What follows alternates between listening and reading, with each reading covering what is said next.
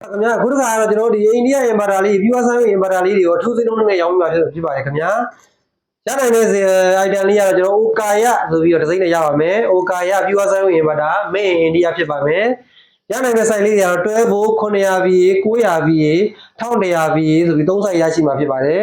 Okaya အင်ဘာတာလေးကိုခုတော့ကကျွန်တော်အထူးစင်းလုံးလေးနဲ့ရောင်းပြီးမှဖြစ်ပါတယ်အထူးစင်းလုံးနဲ့ရောင်းပြီးမဲ့ဈေးနှုန်းလေးတွေက900 VA ကို3,9800 900 VA ကို4,5800 1100 VA ကိုကျွန်တော်9,900ဆိုပြီးတော့ကျွန်တော်အထူးစင်းလုံးလေးနဲ့ရောင်းပြီးမှဖြစ်ပါတယ် Made in India pure sound လေးဖြစ်မယ် 1 year warranty fully warranty လည်းပါပါမယ်အသုံးပြုလို့ရမှာတွေကတော့အိမ်သုံးဘောပါလေးနဲ့စိုင်းသုံးရုံးသုံးပေါ့နော်အိမ်သုံးတွဲဖို့တိုင်လေးနဲ့ဘောပါအကုန်သုံးလို့ရပါတယ်ဘာလေးသုံးလို့ရလဲဆိုတော့ကျွန်တော် pure sound ဖြစ်တဲ့အတွက်မီထွန်းပန်ကာသုံး air cooler ကျွန်တော် TV ကြည့်တာတော့ဖုန်းအားသွင်းတာတော့ပေါ့နော် laptop အားသွင်းကွန်ပျူတာအားသွင်း Wi-Fi တို့ပေါ့နော်အစရှိတာတွေအကုန်သုံးပြုလို့ရပါတယ်ဖြစ်ပါတယ်ခင်ဗျာ။နောက်ဘယ်သူကတော့ဘက်ထရီမီရေးပေါ့ကြိုက်တဲ့ဘက်ထရီနဲ့အသုံးပြုလို့ရပါတယ်။ Made in India pure sound ဖြစ်တဲ့အတွက်ကျွန်တော် quality လေးလည်းတော်တော်လေးလည်းကောင်းတယ်အကျန်းခံတယ်နော် electronic ပစ္စည်းတော်တော်များများကိုလည်း pure sound ဖြစ်တဲ့အတွက်မိအားနေနဲ့အသုံးပြုနိုင်မှာဖြစ်ပါတယ်